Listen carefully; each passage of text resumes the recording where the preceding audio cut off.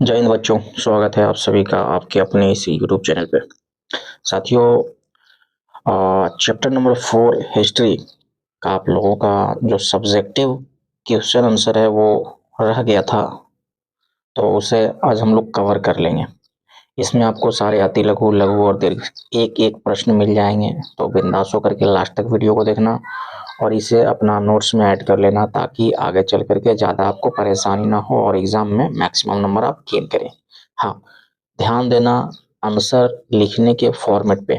ठीक है, आपको आंसर इसका और बहुत जगह मिलेंगे, लेकिन आंसर का जो फॉर्मेट होगा उस पे आप ध्यान दीजिएगा।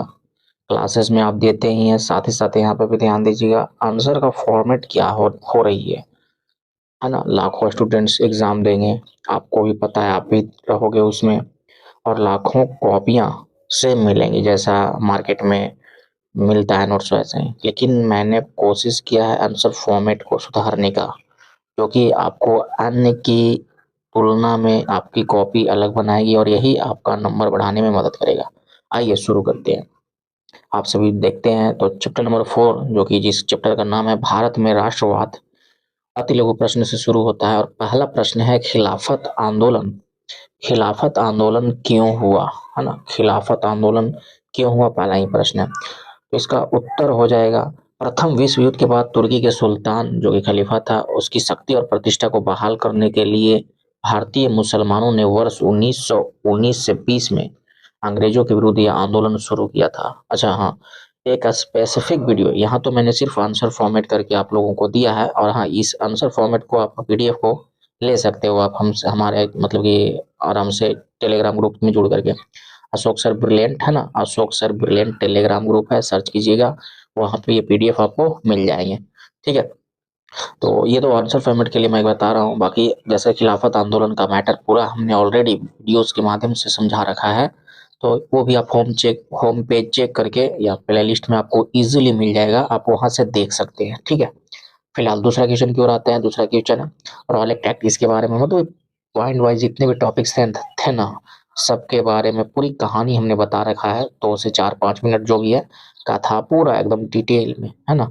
उसके बाद कुछ नहीं आपको पढ़ना है, वो आपको मिल जाएगा पीडीएफ, सॉरी, आप प्लेलिस्ट चेक करोगे ना होम पेज का, एक के यादव ब्रिलियंट जो आपका चैनल है, यहाँ पे आप जाकर के प्लेलिस्ट में चेक करते हो क्लास 10, तो वहाँ पे आपको मिल जाएगा हिस्ट्री के पोर्शन में। ठीक है, पूरा आराम से जाकर के आप वहाँ से पूरा कॉन्सेप्ट क्लियर कर लो, और यहाँ पे आंसर इस टाइप का फॉर्मेट से बना के लिख देना है। ठीक है, तो ये अति लघु का है, 2 नंबर का है, तो इस प्रकार से आपको एडजस्ट करना पड़ रहा है आंसर को भी। अगला है रॉलेट एक्ट से आप क्या समझते हैं। तो यह 1919 में बना एक काला कानून था, जिसके तहत सरकार किसी भी भारतीय को बिना मुकदमा चलाए जेल में डाल सकती थी। इसे बिना अपील, बिना वकील, बिना दलील का कानून कहा गया। सिंपल सा है, 2 नंबर का है, इसी प्रकार से, है ना। आगे है दांडी यात्रा। अगला है दांडी यात्रा का क्या उद्देश्य था। क्या उद्देश्य था दांडी यात्रा का, तो सिंपल सा इसका भी हो जाएगा, अपना चला जाएगा। दांडी यात्रा का मुख्य, थोड़ा सा मैं इसे छोटा करता हूँ, हाँ, तो सॉरी, इसे हम थोड़ा सा छोटा करते हैं। दांडी यात्रा का जो मुख्य उद्देश्य समुद्र के पानी से नमक बनाकर नमक कानून का उल्लंघन करना था, है ना। और ये सविनय अवज्ञा आंदोलन का शुरुआत करना था। सिंपल सी है ये वाली बात, ये जो मैं बताता हूँ ना, ये पैराग्राफ चेंज करके ये बात लिखना आप, ये फॉर्मेट बहुत मस्त होने वाला है, कॉपी आपका अलग करेगा और यही नंबर आपका देगा, है ना। इतना लिखने के बाद आप पैराग्राफ चेंज करके ये बात जरूर लिखना, है ना। दांडी यात्रा मूलतः गुजरात के साबरमती आश्रम से दांडी तट तक लगभग 24 दिनों तक चला था। ये आपका टर्न पॉइंट मारेगा कि आपका जो कॉपी है अन्य से अलग करेगा, और यही आपको नंबर दिलाएगा, एक्स्ट्रा मार्क्स। ठीक है, थोड़ा मोड़ा राइटिंग कमजोर भी है आपकी, कम भी है, तो भी थोड़ा टीचर सोचेगा भाई क्या कॉपी अलग है, तो मतलब थोड़ा सा एक्स्ट्रा पॉइंट्स यहाँ पे मिल सकते हैं। जहाँ पे 1 नंबर 1.5 नंबर आपको मिलता, वहाँ पे 2 नंबर बिना हिचकिचाहट के मिलेगा। ठीक है, आगे आते हैं। गांधी इरविन पैक्ट अथवा दिल्ली समझौता क्या था, इसके बारे में पूरा वीडियो बना दिया गया है ना। तो इसका है 5 मार्च 1931 को गांधी जी और वायसराय इरविन के बीच एक समझौता हुआ, जिसके तहत सविनय अवज्ञा आंदोलन स्थगित कर दिया गया और गांधी जी दूसरे गोलमेज सम्मेलन में भाग लेने को तैयार हुए। सिंपल सा। नेक्स्ट क्वेश्चन की ओर आते हैं। नेक्स्ट क्वेश्चन है चंपारण सत्याग्रह का संक्षिप्त विवरण। मैंने तो भाई पूरा वीडियो ही बना दिया है, इसका उत्तर सिंपल से वर्ड में लिख सकते हैं। तो 1917 में बिहार के चंपारण में नील की खेती करने वाले किसानों को 3 कठिया व्यवस्था से मुक्ति दिलाने के लिए ना, मुक्ति दिलाने के लिए गांधी जी ने भारत में अपना पहला सफल सत्याग्रह किया। 2 नंबर में आप यहीं तक लिख सकते हैं, है ना, यहीं तक लिख सकते हैं, कोई दिक्कत नहीं है। ठीक है, बाकी आपको मतलब कि जैसा कि लिखा भी गया है कि दीर्घ में भी पूछा जा सकता है, तो थोड़ा वीडियो को वहां जाकर के देख लीजिएगा। बाकी तो आपको जानकारी के लिए, एक कॉन्सेप्ट क्लियरिटी के लिए आप वीडियो देखें, है ना, यहाँ पे पूछ भी सकता है वो तो वीडियो के माध्यम से देख लीजिए, प्ले लिस्ट में ना, बहुत बढ़िया समझाया गया है। अगला है, मेरठ षड्यंत्र से आप क्या समझते हैं? वो जो मेरठ षड्यंत्र केस हुआ था ना, उसके बारे में बोल रहा है। तो मेरठ षड्यंत्र केस 1929, ये बात जरूर लिखना ब्रैकेट में, है ना, मेरठ षड्यंत्र केस, ये वाला जो है ना, इसको जरूर लिखना है। मेरठ षड्यंत्र केस 1929 में ब्रिटिश सरकार द्वारा भारत में बढ़ते साम्यवादी प्रभाव को रोकने का एक प्रयास था, जिसके द्वारा सरकार ने देश भर से प्रमुख मजदूर नेताओं और कम्युनिस्टों को गिरफ्तार किया। उन पर ब्रिटिश सम्राट के विरुद्ध युद्ध छेड़ने का आरोप लगाया गया। यह वही केस था जिसने भारतीय मजदूर आंदोलन को वैश्विक पहचान दिलाई। हम तो कहते हैं ये जो यहाँ से जो शब्द है ना, इसको पैराग्राफ चेंज करके यहाँ से लिख दीजिएगा, ये पूरा लाइन। यह वही केस था जिसने भारतीय मजदूर आंदोलन को वैश्विक पहचान दिलाई। पैराग्राफ चेंज करके लिख दोगे, बड़ा मस्त हो जाएगा, समझ रहे हैं? मतलब कि आप देखोगे दोनों आंसर के माध्यम से मैं जो भी पैराग्राफ चेंज करके लास्ट में जो कंक्लूजन लिख रहा हूँ, वहां पे थोड़ा सा जो टर्निंग पॉइंट रहा है ना, जो बेस्ट, जो बोले, जो मुख्य जो बात है, वो मैं लास्ट पॉइंट में लिखने का प्रयास कर रहा हूँ। और यही कॉपी आपको अन्य कॉपियों से अलग करेगी, है ना, आपकी कॉपी को अलग करेगी। ठीक है, आगे देखते हैं, सॉरी, आगे देखते हैं। आगे है, जतरा भगत के बारे में आप क्या जानते हैं? संक्षेप में लिखें। सिंपल सी है भाई, क्वेश्चन सिंपल सी है, और ये आप ये रहा, हमने कहा क्लास में भी समझाइए, और ये वीडियो में भी आपको मिल जाएगा आराम से। तो जतरा भगत छोटा नागपुर क्षेत्र के उराव जनजाति के एक प्रमुख आदिवासी नेता थे, जिन्होंने 1914 में ताना भगत आंदोलन की शुरुआत की। उनका प्रमुख उद्देश्य समाज सुधार करना था, है ना, जिसमें शराब का त्याग करे लोग, शाकाहार बने और एक ईश्वर को माने, है ना। और आगे चल करके उनका आंदोलन ब्रिटिश शासन और जमींदारों के शोषण के विरुद्ध अहिंसक प्रतिरोध में बदल गया था। ठीक है, जो महात्मा गांधी के विचारों से काफी प्रभावित माना जाता था, है ना, यह माना जाता है, सिंपल सी है। ठीक है, उम्मीद करते हैं आपको आप समझ पा रहे होंगे। आगे है, all India trade union Congress, जिसे हम लोग ऑटक भी बोलते हैं, इसकी स्थापना क्यों हुई? तो बहुत ही बढ़िया फॉर्मेट इसका भी है। तो all India trade union Congress की स्थापना 31 अक्टूबर 1920 को लाला लाजपत राय के द्वारा किया गया था। वाह, जिसका प्रमुख कारण निम्नलिखित थे। एकदम इसी प्रकार से फॉर्मेट रखिएगा आप लोग, ठीक है। और ये में लिखेंगे, भारतीय मजदूर की समस्याओं और मांगों को संगठित रूप से सरकार के सामने रखना, प्रथम विश्व युद्ध के बाद बढ़ती महंगाई और शोषण के विरुद्ध मजदूरों को एकजुट करना, अंतर्राष्ट्रीय श्रम संगठन में भारत का प्रतिनिधित्व करना, है ना, उसमें मतलब कि प्रतिनिधित्व को देना। तो ये सब था मैटर, जो कि मतलब कि जो कारण बनी all India trade union Congress की बनने की। ठीक है, तो इस प्रकार से आप इजिली कर लोगे। तो इस प्रकार से आपका आत्ती लघु का जो पोर्शन है वो समाप्त होता है। अगर आप चाहें तो हम लोग आगे बढ़ते हैं। ठीक है, लघु की ओर जाते हैं और लघु देखते हैं। पूरा पूरा ये वीडियो के माध्यम से हम आपका जो चैप्टर नंबर 4 का है ना, सब्जेक्टिव सारा कवर करा रहे हैं। आराम से देखिए, हो सके अगर आप मतलब कि ज़्यादा धीरे मेरी आवाज़ लग रही हो तो थोड़ा सा वॉल्यूम बढ़ाएं, रिजोल्यूशन बढ़ाएं, ताकि क्वालिटी अच्छा दिखे। और आप थोड़ा सा स्पीड को भी बढ़ा सकते हैं अगर आप समझ पाएंगे तो। ठीक है, आगे देखिए, रिवीजन के लिए बहुत ही बढ़िया है यार, बहुत बढ़िया है रिवीजन के लिए। आप स्पीड को थोड़ा बढ़ा करके देखोगे, रिवीजन आराम से कर पाओगे। चलो आगे है लघु में, है ना, लघु का, असहयोग आंदोलन प्रथम जन आंदोलन था कैसे? हो, है ना। तो सिंपल सा लिखेंगे इसमें कि असहयोग आंदोलन, और ये बात तो लिखना है भैया, ठीक है, ये बात लिखना है। ठीक है? असहयोग आंदोलन 1920-22 में भारत का पहला जन आंदोलन माना जाता है, क्योंकि पहली बार इसमें समाज के सभी वर्गों, चाहे वो किसान हो, मजदूर हो, छात्र हो, महिला हो या मध्यम वर्ग के लोग हो, सभी ने भाग लिया था, है ना। इससे पहले के आंदोलन सीमित थे, मतलब इससे पहले जो आंदोलन होते थे वो सीमित थे, सीमित क्षेत्रों तक थे, और से एक सीमित वर्ग तक ही सीमित थे, मतलब कि जो बोलते हैं ना, बड़े लोगों तक ही सीमित थे, कोई विशेष क्षेत्र तक ही सीमित थे। लेकिन ये पहला आंदोलन था जिसमें महिला, मध्यम वर्ग, छात्र, मजदूर सभी मिल करके पूरे भारत में भाग लिए थे। यही कारण है कि असहयोग आंदोलन प्रथम जन आंदोलन था। जन आंदोलन मतलब पहला पूरे भारत में फैला, मतलब कि एक ऐसा आंदोलन पूरे भारत में जन जन मतलब आम जनता तक फैला था। कैसे? तो ये इसका उत्तर हो गया। आगे आते हैं, आगे है सविनय अवज्ञा आंदोलन का क्या परिणाम हुआ, है ना। पूरी बढ़िया से कहानियां बताई हैं मैंने, पूरा एक स्पेसिफिक वीडियोस बनाया है सारे टॉपिक्स के ऊपर। आप जाके आराम से देख सकते हो, कॉन्सेप्ट क्लियरिटी के लिए, कहानी सुनने के लिए मजा आ जाएगा।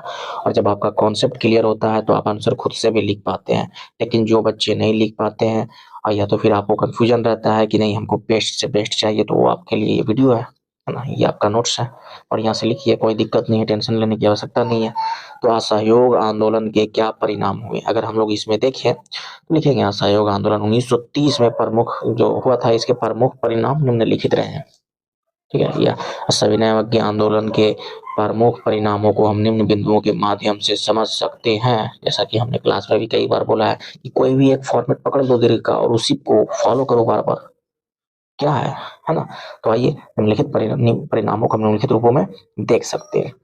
तो ई में है क्या परिणाम थे सविनय अवज्ञा आंदोलन के। तो इसका जो पहला परिणाम है कि इसने सरकार को भारतीयों के साथ समानता के साथ बातचीत करने के लिए मजबूर किया। जैसे कि हम लोग देखे थे दिल्ली समझौता, जिससे हम लोग गांधी इरविन समझौता भी बोलते हैं, 5 मार्च 1931 को जो हुआ था, है कि नहीं। अगला है महिलाओं ने पहली बार बड़ी संख्या में आंदोलन में हिस्सा लिया। पहली बार महिलाओं ने बड़ी संख्या में, ध्यान रहे असहयोग आंदोलन के दौरान भी लिया था, बट उतना संख्या ज्यादा नहीं थी। बट इस बार महिलाओं ने बढ़ चढ़ के हिस्सा लिया, घर घर से हिस्सा लिया था, है ना। आगे समाज के विभिन्न वर्गों में राष्ट्रीय चेतना का जो भावना था वो जागृत हुई। साथियों मैं फिर कहता हूँ, आप जा करके जितना भी मैंने इन सभी पे स्पेसिफिक वीडियो बना रखा है प्लेलिस्ट में मिल जाएगा, हिस्ट्री करके है, उसमें जा करके देखोगे प्लेलिस्ट में 10वां क्लास का हिस्ट्री का आप लोग देखोगे पोर्शन तो मिल जाएगा, जरूर देखना। जब आपका कॉन्सेप्ट क्लियर होता है तो ये जो आंसर है ना, ये आंसर आपको और अच्छे से ध्यान में आता है और आप इजिली लिख पाते हो, है ना। आगे आते हैं डी में, देखते हैं डी में है ब्रिटिश सरकार को एहसास हो गया कि भारत में अब अधिक समय तक शासन करना कठिन है ना। ये सब परिणाम थे सविनय अवज्ञा आंदोलन के, जो कि मैंने फॉर्मेट की तरह मतलब फॉर्मेट दे दिया है, आप इजीली जैसा चाहें तैसा कर सकते हैं, है ना। आगे है अगला प्रश्न, भारतीय राष्ट्रीय कांग्रेस की स्थापना किन परिस्थितियों में हुई, है ना। क्या सिचुएशन ऐसे थे कि भारतीय राष्ट्रीय कांग्रेस की स्थापना करनी पड़ी। देखिए भाई, कहानी तो बताया ही, यहाँ पे आंसर फॉर्मेट देखते हैं। तो भारतीय राष्ट्रीय कांग्रेस की स्थापना 1885 में हुई थी, 28 दिसंबर 1885, है ना। तो उस समय देश में ब्रिटिश नीतियों के विरुद्ध असंतोष बढ़ रहा था। एलवर्ड बिल 1883, है ना, वर्नाकुलर प्रेस एक्ट 1878 जैसे दमनकारी कानूनों ने भारतीयों को संगठित होने को मजबूर कर दिया था। ऐसे में एक अखिल भारतीय मंच की आवश्यकता महसूस किया गया, ताकि भारतीय अपनी समस्याओं को संवैधानिक तरीके से सरकार के सामने रख सके और राजनीतिक चेतना को जो है वो मतलब कि आगे बढ़ाए, उसको दिशा दे। तो ये थोड़ा सा ये किया जो है ना, थोड़ा सा इसको बार सही कर लीजिएगा। और ये भी थोड़ा सा टाइपिंग मिस्टेक है ना। बाकी एक काम कीजिएगा, एलवर्ड बिल का वर्ष यहाँ पे लिख लीजिएगा कि जो एलवर्ड बिल का वर्ष था 1883 था, और ये जो था 1878 यहाँ पे ब्रैकेट में लिख लीजिएगा, और भी अलग हो जाएगा। ठीक है, उम्मीद करते हैं आप लोगों ने इस प्रश्न को भी कर लिया होगा। ठीक है, आगे देखते हैं। अगला है बिहार के किसान आंदोलन पर एक टिप्पणी लिखें, है ना। तो बिहार के किसान आंदोलन भारतीय राष्ट्रीय आंदोलन का एक महत्वपूर्ण हिस्सा था, ऐसे लिख करके। और ये में लिखेंगे पहला चंपारण सत्याग्रह, और इसके बारे में हल्का सा पॉइंट मतलब एक डेढ़ पॉइंट, क्योंकि 2 नंबर में पूछा जाएगा या लघु में भी पूछा जाएगा, तो इसको थोड़ा सा अगर अगर अगर 4 नंबर में दीर्घ में पूछा जाता है तो पूरा लिखेंगे एकदम, है ना। समझ पा रहे हो गए आप लोग, थोड़ा डिस्कस करेंगे ताकि 1 डेढ़ पेज तक जा सके। हालांकि यहाँ पे आपका लघु में है तो लिखेंगे चंपारण सत्याग्रह लिख करके डाल देंगे, और लिखेंगे इसके माध्यम से गांधी जी ने किसानों को नीले हुए शोषण से मुक्ति दिलाई थी। अगर चंपारण सत्याग्रह वाला वो वीडियो देखे होंगे आप लोग तो पूरा इजिली आप लिख पाओगे, इसमें कोई दिक्कत नहीं है। बिहार प्रांतीय किसान सभा का भी मैंने बताया था। तो स्वामी सहजानंद सरस्वती ने 1929 में बिहार प्रांतीय किसान सभा की स्थापना की, जिसने जमींदारी प्रथा के विरुद्ध आवाज उठाई। ये पूरी कहानी हमने कहा है। और सी में अखिल भारतीय किसान सभा, है ना। 11 अप्रैल 1936 में अखिल भारतीय किसान सभा के गठन में भी बिहार की प्रमुख भूमिका रही, जिससे किसानों की मांगे राष्ट्रीय स्तर पे गूंजी, है ना। तो ये सब था किसान आंदोलन का भूमिका भारतीय राष्ट्रीय क्या बोलते हैं सॉरी किसान आंदोलन में। ठीक है, बिहार की जो भूमिका थी किसान आंदोलन में वो। ठीक है, तो आगे देखें नेक्स्ट क्वेश्चन। तो नेक्स्ट क्वेश्चन है स्वराज पार्टी की स्थापना एवं उद्देश्यों को भी की जो है उसकी विवेचना करें, है ना। थोड़ा सा अगर बैकग्राउंड आपके पास भाई जा रहा होगा, थोड़ा सा उसको टैकल कीजिएगा, थोड़ा एडजस्ट कीजिएगा, है ना। स्वराज पार्टी की स्थापना एवं उद्देश्य की विवेचना करें। तो सिंपल सी बात है भाई, फॉर्मेट बहुत झकास है। स्वराज पार्टी की स्थापना 1923 में चित्तरंजन दास और मोतीलाल नेहरू के द्वारा किया गया था। और मेरा समय बचे इसलिए मैंने सिर्फ उद्देश्य लिख के नीचे लिख दिया।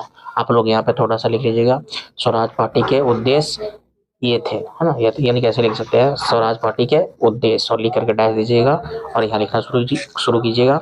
इनका मुख्य उद्देश्य विधान परिषदों में प्रवेश करके सरकार की नीतियों के भीतर में विरोध करना था, ताकि सरकारी कामकाज में अड़चन डाला जा सके। सिंपल सी है ना, ताकि ब्रिटिश सरकार की कमियों का उजागर हो और स्वशासन की मांग को प्रभावी बनाया जा सके। अर्थात वहाँ पे बताया जा सके कि भाई हम लोग कितना परेशान हैं, हम लोगों को भी स्वशासन चाहिए। आपकी कंपनी, आपकी वहाँ पे जो गई हुई है, आपके जो अधिकारी वहाँ पे हमारे साथ कितना न्याय कर रहे हैं, है ना। तो हमने पूरी बताया है इसकी कहानी, तो आप वहाँ वीडियो में देखिएगा, ठीक है।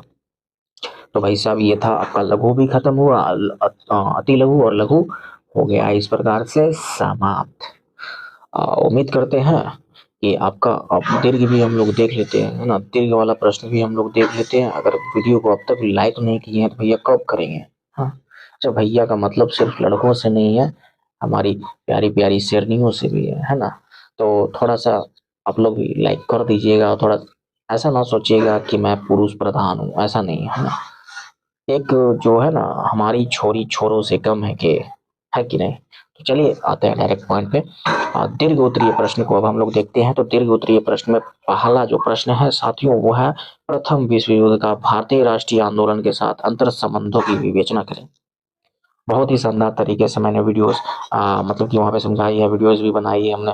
तो इसका उत्तर अगर देखें फॉर्मेट, तो प्रथम विश्व युद्ध ये लिखना जरूरी है। 14 से 18 ने भारतीय राजनीति में एक नया मोड़ ला दिया। इसके प्रभाव निम्नलिखित है या निम्नलिखित बिंदुओं के माध्यम से देख सकते हैं, है ना। इसके प्रभाव को निम्न बिंदुओं के माध्यम से देख सकते हैं। एज यू विश, जैसे भी चाहे आप यहाँ से स्टार्ट कर सकते हैं। और ए में लिखेंगे आर्थिक प्रभाव। मैंने बताया पहले जितने भी जैसे ये प्रभाव बता रहे हैं ना, तो जितने भी प्रभाव होंगे पहले लगातार लिख लेंगे, A B C D E के माध्यम से पूरा पहले लिख लेंगे, उसके बाद ए उठाएंगे, है ना। आप समझ पा रहे होंगे मैं क्या कर रहा हूँ।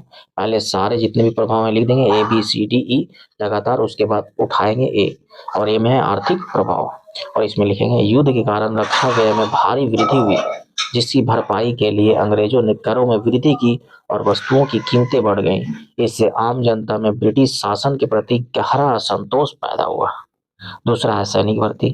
तो एक मिनट भाई, क्या हो जाता है। दूसरा है सैनिक भर्ती। गांव से जबरन सैनिकों की भर्ती की गई, जिससे ग्रामीण क्षेत्रों में रोष व्याप्त हुआ, यानी गुस्सा, मतलब कि लोगों में गुस्सा भर गया। अगला है स्वराज की मांग। तो युद्ध के दौरान आत्मनिर्णय के सिद्धांत की चर्चा हुई, जिससे भारतीयों में भी स्वशासन की उम्मीद जगी। यही कारण है कि होम रूलिंग आंदोलन हम लोग देखते हैं तिलक और एनी बेसेंट के द्वारा। अरे भाई पूरा मैंने बताया है कहानी, प्रथम विश्व युद्ध वाला, कि कैसे कैसे चला, उन लोग कैसा गेम खेला और भारतीयों के साथ मतलब कि धोखा किया। तो वही बात बता रहा है कि भाई उन लोग जो पहले वादा किया था कि हम तुम लोग को देंगे, जो चाहते हो स्वशासन चाहते हो देंगे, जो बाद में किया, तो वही वही बातें बता रहा है। आप वीडियो देखोगे ना वहाँ समझ में आ जाएगा। अगला है क्रांतिकारी गतिविधियां। विदेशों में सक्रिय भारतीय क्रांतिकारियों जैसे गदर पार्टी, लाला हरदयाल वाली, है ना, ने युद्ध का लाभ उठाकर भारत में आजाद कराने की कोशिश की, है ना। विदेशों में सक्रिय थी, है ना, क्योंकि क्रांतिकारी गतिविधियों के अंदर लिख दी है उसको। अगला है हिंदू मुस्लिम एकता। तो हम लोग जानते हैं खिलाफत आंदोलन के बारे में। तो युद्ध के बाद खिलाफत आंदोलन के कारण हिंदू और मुसलमान अंग्रेजों के खिलाफ एकजुट हो गए, जिससे असहयोग आंदोलन की पृष्ठभूमि तैयार हुई। तो साथियों ये था क्वेश्चन नंबर 1। तो क्वेश्चन है प्रथम विश्व युद्ध के साथ, है ना, जो क्वेश्चन है प्रथम विश्व युद्ध का भारतीय राष्ट्रीय आंदोलन के साथ अंतर संबंधों की विवेचना करें। ये था इसका फॉर्मेट, आंसर फॉर्मेट। आप आराम से देख सकते हैं दोबारा भी, और इसका नोट्स चाहिए तो मैं फिर बताता हूँ। अशोक सर ब्रिलियंट या एक के यादव जो है ना ब्रिलियंट, आप सर्च करोगे तो आपको मिल जाएगा। आगे है, वैसे डिस्क्रिप्शन बॉक्स में मिल जाएगा उसका लिंक, आप जाके चेक कर लेना। असहयोग आंदोलन के कारण एवं परिणाम का वर्णन करें। बहुत ही शानदार टॉपिक है भाई, ये तो मजा आ गया था ये वाला, मतलब हम लोग जब इसके बारे में कहानी पढ़ रहे थे। तो असहयोग आंदोलन के कारण एवं परिणाम जो है वो उसको मतलब कि देखना है। तो कारण और परिणाम को हम बिंदुओं के माध्यम से देख सकते हैं, सिंपल सा। और कारण लिख करके डैश देंगे और लिखेंगे, पहले पूरा लिख लेंगे। रॉलेट टैग, जालियांवाला बाग हत्याकांड, हमने तो क्लास में भाई इसको कई बार करवाया। खिलाफत आंदोलन, जन भागीदारी, ठीक है। निर्भीकता, निर्भीकता जो कि मतलब कि बोले तो क्या बोलते हैं, मतलब जो डर था वो खत्म हुआ था। चौरी चौरा कांड, है ना। तो ये सब जो बातें थी ये तो परिणाम में आपका आ जाएगा। तो सब इजीली लिख देंगे, हम लोग क्लास में बहुत बार चर्चा किए थे, तो आइए चर्चा करते हैं। तो कारण में पहला कारण तो रॉलेट एक्ट था भाई, रॉलेट एक्ट। आप मैंने चर्चा कर दिया है, पीछे भी बताया। दूसरा था जालियांवाला बाग हत्याकांड, पूरा मैंने इसका भी चर्चा किया है ना। दो दो शब्दों में, 2-3 लाइन में इसको लिख देना है, जो कि सामने आपको नजर भी आ रही है। अगला है खिलाफत का मुद्दा, मैंने पीछे भी चर्चा किया है ना, तो लिख देना। और एक और था डी में कर लीजिएगा आर्थिक संकट है, जो महंगाई और बेरोजगारी बढ़ी थी वो, ठीक है। और इसका परिणाम अगर देखें तो जन भागीदारी के रूप में इसको देखिए, जन भागीदारी देखने को मिला, पहली बार ऐसा देखने को मिला था, ठीक है। दूसरा ये भी कर लीजिएगा इसको, स्वदेशी का प्रचार, तो विदेशी कपड़ों की होली जलाई गई, अपना उद्योग बढ़ाया गया, वो बताया था। फिर लोगों के भीतर से डर डर जो था, डर डर निकला, है ना। लोगों के भीतर से जो है डर वो निकला था, चौरी चौरा कांड हुआ, और ये थोड़ा सा मतलब कि खेला गड़बड़ा दिया ना, आंदोलन को वापस लेने पे मजबूर कर दिया। और इतना लिखने के बाद आपको पैराग्राफ चेंज करके ये बात जरूर लिखना है, यही आपका गेम चेंजर होगा आपके क्वेश्चन में, ध्यान रखिएगा, है ना। इसे जो आपका क्वेश्चन है, ये जो आपका क्वेश्चन है, असहयोग आंदोलन के कारण एवं परिणाम को लिखें, इसका गेम चेंजर जो होने वाला है वो ये होने वाला है, क्योंकि इतना सभी लिखेंगे, ये सब जो है ना, ये सब सभी लिखेंगे, ये सब कोई लिख करके जाएंगे, ठीक है।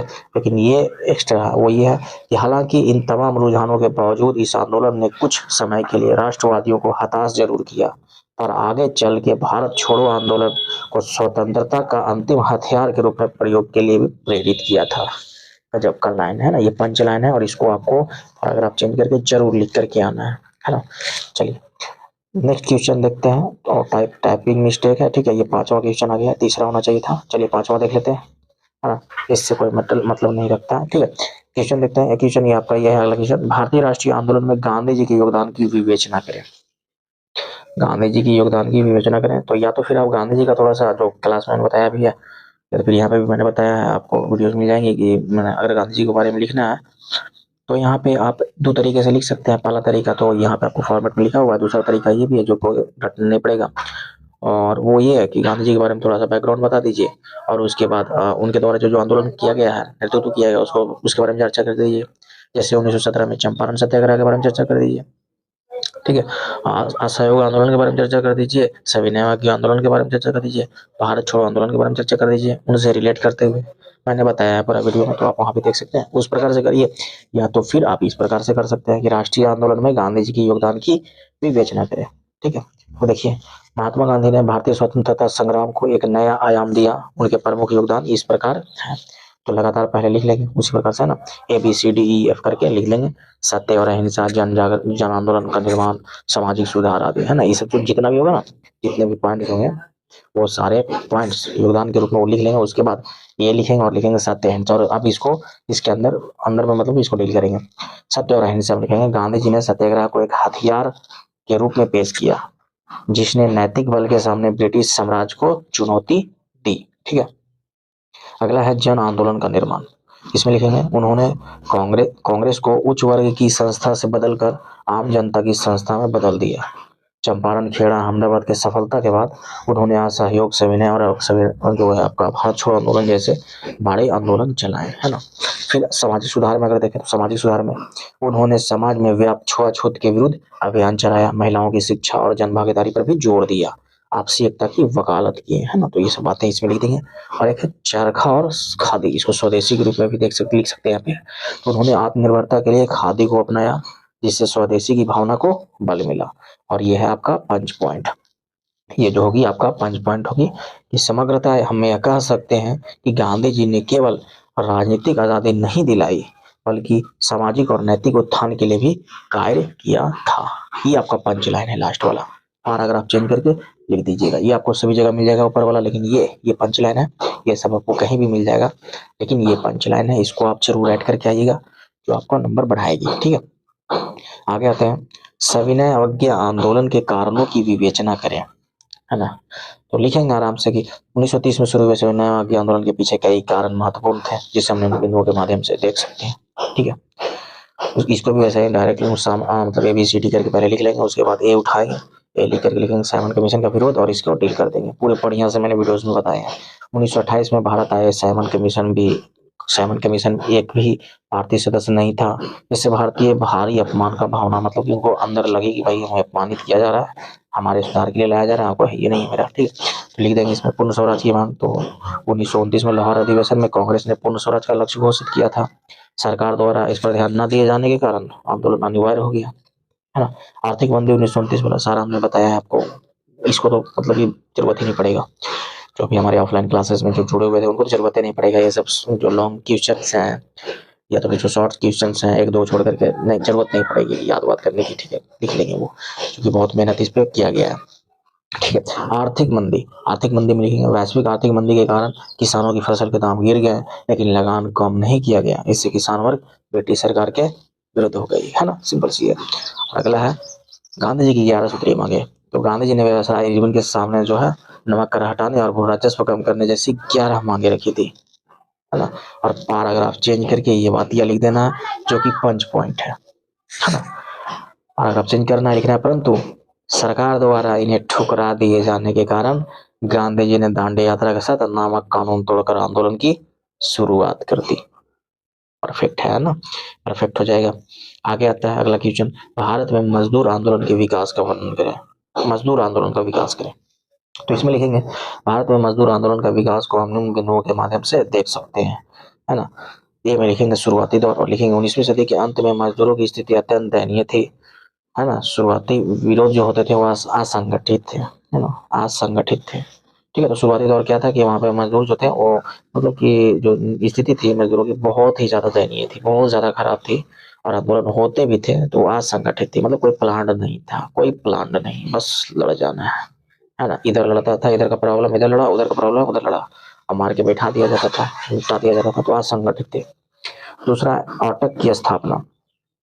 तो प्रथम विश्व युद्ध के बाद बढ़ती महंगाई और रूसी क्रांति के प्रभाव से मजदूर संगठित हुआ।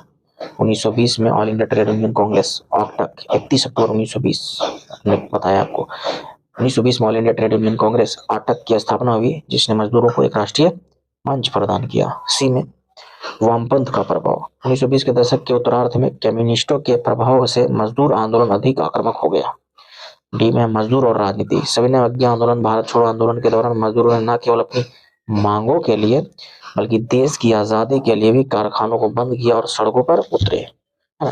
तो ये भी आपको सभी जगह मिल जाएंगे, लेकिन ये है पंच लाइन, इसको आपको जरूर पैराग्राफ चेंज करके ऐड करना है, ठीक है। पैराग्राफ चेंज करके इसको ऐड करना है, ऐड करना है, ऐड करना है। क्या ऐड करना है कि अतः हम कह सकते हैं कि मजदूर आंदोलन ने न सिर्फ मजदूरों को उन्हें जागरूक करके उनका हक दिलाया, बल्कि राष्ट्रीय आंदोलन को भी मजबूत किया। यह है पंचलाइन, और इसको आप जरूर ऐड करोगे, है ना, जरूर ऐड करोगे इसे, ठीक है, अगर नंबर चाहते हो अन्य की तुलना में ज्यादा। तो आगे है भारतीय राष्ट्रीय आंदोलन में वामपंथियों की भूमिका को रेखांकित करें। तो इसका हो जाएगा भारतीय स्वतंत्रता संग्राम में वामपंथियों की भूमिका महत्वपूर्ण थी, जिसे निम्न बिंदुओं के माध्यम से देख सकते हैं। और इसको पहले ए बी सी डी ऐसे करके लगातार लिख लेना है, फिर ए उठाना और लिखना है किसानों और मजदूरों का संगठन, ठीक है। इसमें लिखेंगे वामपंथियों ने कांग्रेस के भीतर और बाहर किसानों और मजदूरों को एकजुट किया। उन्होंने आजादी का अर्थ केवल राजनीतिक स्वतंत्रता नहीं बल्कि आर्थिक समानता भी बताया, ठीक है। दूसरा पॉइंट उठाएंगे और लिखेंगे, दूसरा पॉइंट में आएगा आपका कांग्रेस के भीतर प्रभाव, ठीक है। जवाहरलाल नेहरू और सुभाष चंद्र बोस जैसे नेता वामपंथी विचारधारा से प्रभावित थे। 1934 में कांग्रेस सोशलिस्ट पार्टी का गठन हुआ, जिसने कांग्रेस को अधिक जुझारू बनाया। तीसरा हो जाएगा पूर्ण स्वराज का लक्ष्य। वामपंथियों ने ही सबसे पहले पूर्ण स्वराज और साम्राज्यवाद का पूर्ण खात्मे का वकालत किया था, मैंने बताया था। क्रांतिकारी गतिविधियां, भगत सिंह और उनके साथियों पर भी समाजवादी विचारों का गहरा प्रभाव था, जिसने युवाओं में राष्ट्रवाद का लहर फैला था। आपको पता होगा वो चटगांव शस्त्रागार हमला, है ना, उधर हम लोगों ने बताया था। और ये सब ठीक है, मिल जाएगा आपको सभी जगह, कहीं भी मिल जाएगा। ये जो नोट्स मिलते रहता है ना, लोग बेचते रहते हैं पैसे से, मिलेगा, मिल जाएगा उधर भी, लेकिन ये पंच लाइन है भाई, ये नहीं मिलेगा, ये मिलेगा आपको यहीं पे, ठीक है। तो लिखेगा पंच लाइन जो कि आपका सवाल करेगी। पंच लाइन में ये होगा पैराग्राफ चेंज करके कि अतः हम कह सकते हैं कि वामपंथियों ने आंदोलन को समाज के निचले तबकों तक पहुंचाने और उसे एक क्रांतिकारी रूप देने में अहम भूमिका निभाई थी, है ना। बहुत ही सिंपल सा है, लेकिन ये पंच लाइन है क्योंकि हमने पैराग्राफ चेंज करके 2 लाइन में पूरा ऊपर का सार लिख दिया। यही तो होता है पंच लाइन, कि जो आपका एग्जामिनर है जो कॉपी चेक कर रहा है उसके माइंड पे ज्यादा लोड ना पड़े, और जब उसके माइंड पे ज्यादा लोड नहीं पड़ेगा तो आपका नंबर ज्यादा मिलेगा, है ना। तो ध्यान रखिएगा, ठीक है। आगे आते हैं। ओ भाई, तो इस प्रकार से आपका सारा प्रश्न हो गए हैं समाप्त।